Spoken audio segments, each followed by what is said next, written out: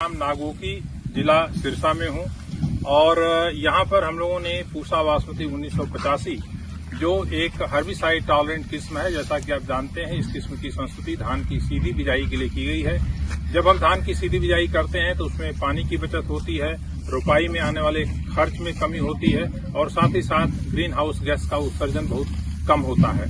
हमारे साथ किसान हैं हरप्रीत जी, जिन्होंने अपने खेत में पूसा बासमती 1985 लगा रखी है और ये आप देखिए फसल बहुत अच्छी है। इसकी इन्होंने सीधी बिजाई की है सीड ड्रिल के द्वारा और स्थानीय स्तर पर एक सीड ड्रिल बीबीसी के नाम से विकसित किया गया है, उसका प्रयोग इन्होंने किया है। इसमें कतार से कतार की दूरी और पौधे से पौधे की दूरी दोनों बरकरार रहती है। बहुत अच्छी फसल है। बुआई के करीब 18 से 20 दिन बाद इन्होंने इमिजाथापेट दवा का छिड़काव किया है, जो परसूट या अन्य नामों से आती है और उस दवा के छिड़काव से जैसा कि आप देख पा रहे हैं, खेत में खरपतवार का बहुत ही अच्छी तरह से नियंत्रण हुआ है। मेरी सभी किसान भाइयों से ये गुजारिश है कि वो आगे आने वाले दिनों में अगर अच्छी जमीन, अच्छी जलवायु और पानी अगली पीढ़ी को सौंपना चाहते हैं, तो जैसा कि आप हमारे साथ देख सकते हैं, सामने अगली पीढ़ी के बहुत सारे भावी किसान जुड़े हुए हैं।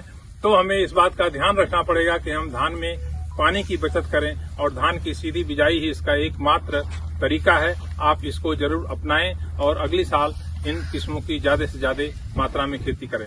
अंत में मैं एक सवाल हरप्रीत जी से पूछना चाहूंगा कि आपका कुल मिलाकर के अनुभव कैसा रहा है इस किस्म के बारे में? सबसे पहले डॉक्टर आपका हमारे गांव में और हमारे फील्ड में पहुंचने के लिए बहुत बहुत धन्यवाद करते हैं। हम इस वैरायटी को लेकर हमारा अनुभव बहुत बढ़िया रहा।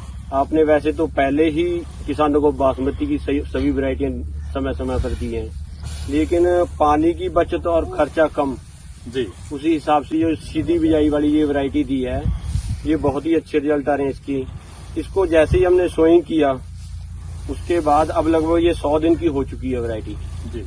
वैसे आप बताएं इसका टाइम पीरियड हाँ, ये जो पूसा बासमती 1509 का सुधार करके बनाई गई है। पूसा बासमती 1509 में करीब 120 दिन का समय लगता है, बीज से लेके बीज तक, और ये उससे करीब एक हफ्ते पहले पक करके तैयार हो जाती है। और धान की सीधी बिजाई में वैसे भी जब हम धान की सीधी बिजाई करते हैं तो एक हफ्ता पहले फसल पक के तैयार हो जाती है। तो मैं आपसे यही गुजारिश करूंगा कि ये सही समय है फसल का।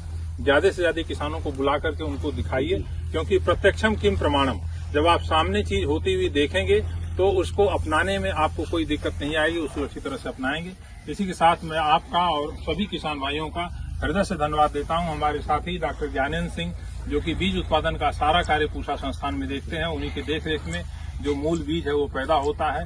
हम लोग सभी किसानों के यहाँ जिन्होंने एचटी वैरायटी लगाई है जाकर के देख रहे हैं, अपने प्रत्यक्ष रूप से देखना चाहते हैं कि कैसी परफॉर्मेंस आई है, और मुझे बड़ी खुशी हुई आपका देख करके। बहुत बहुत धन्यवाद।